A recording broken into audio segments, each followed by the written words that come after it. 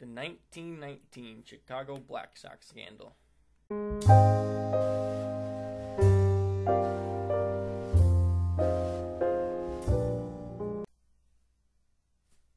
To the very day when my father died, the major tragedy of his day, the major tragedy of his entire life, was the Chicago Black Sox scandal.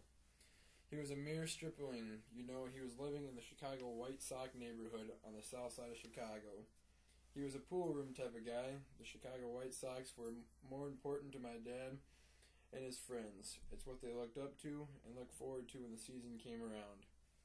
When the White Sox made the World Series and lost it, it was a heartbreaker to my dad and his pool room friends. When it turned out the following year that the Chicago White Sox had thrown the World Series, they had accepted money from evil gamblers of the East, New York Sharpies, that had come into town and bought out the old shoeless Joe, who didn't even know what was happening, who bought out the Swede at shortstop, and 8 of the Chicago White Sox players had sold the entire South Side. The pool players, the flippers of the rides on the Chicago streetcars, the guys who spent their nights stealing wires from the Edison Company just to get a few pennies together just to see these guys. They had sold them down the river.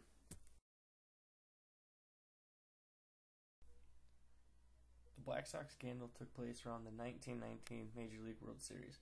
8 members of the Chicago Black Sox were banned for life from baseball. America was going through plenty of changes leading up to 1919.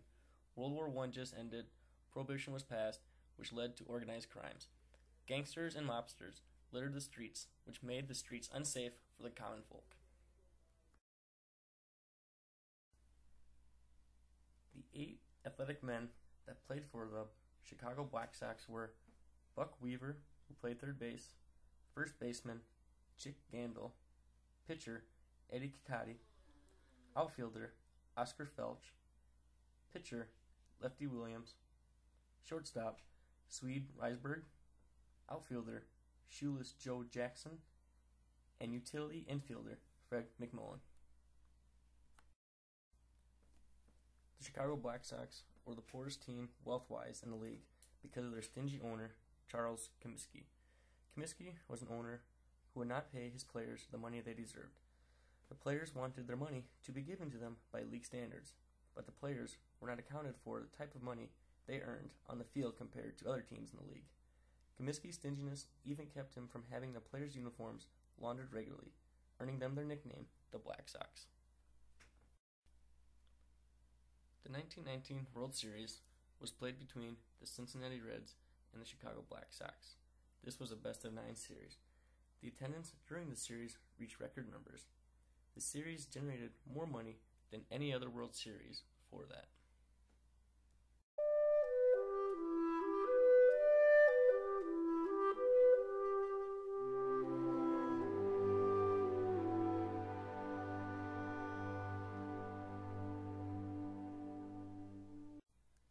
During 1919 and the Roaring '20s, Prohibition had an effect on the American people. Strong demand for alcohol was weak, which led to enforcement of gangs. During Prohibition, the gangs tried to take charge of money and the alcohol, which would be known as bootleggers. The organization of crimes and gangs stepped in to make sure people were able to get their protection. There were over 500 murders in Chicago in the 1920s by competing gangs. Gangsters used Prohibition profits to move into prostitution, gambling, and narcotic sales. In 1919, a race riot broke out between African Americans and Irish gangs known as social athletic clubs. Al Capone was the biggest name in the gang relation during the 1920s. One historic gang-related incident was the St. Valentine's Day death, in which 7 gang members were killed and were rivals of Capone. Gandil and a good friend named Sport Sullivan became the main handlers of the ring behind the fix. Sport Sullivan came up with the idea to bring in 7 or 8 more players in the deal. To make the fix easier, Sullivan brought in Arnold Rothstein, who was a kingpin gambler, and by bringing in Arnold Rothstein, this would make them come up with a better money balance in which the players would receive at the end of the fix. After one day of fixing the World Series, the players thought the fix was going to be smooth sailing, but they were wrong. During the 1910s and 1920s, the press became a popular source to get information from. Sports writers were the biggest part in exposing the scandal. Just one day after Game 1 of the World Series, Jake Lingle, a Chicago reporter, called Gandil and asked him if the series was fixed. Gandil said in reply, "Where did you hear that crazy story?" Before Game 1 of the World Series, gamblers called the players on the team, giving them threatening messages about throwing the game and making sure it works because of the money that was put into the pot. As the series went on, people criticized the Sox and believed that the fix was indeed in play. The question was asked in the baseball world, is Big League Baseball being run for gamblers with ball players in the deal? After the 1919 World Series ended, the stories about the fix disappeared from the newspapers. But a year later, in September of 1920, as the White Sox were trying for another league title, newspapers headlined, "White Sox, Series Fixed." Edward Cacotti told the plot of the fixing to White Sox owner Charles Comiskey.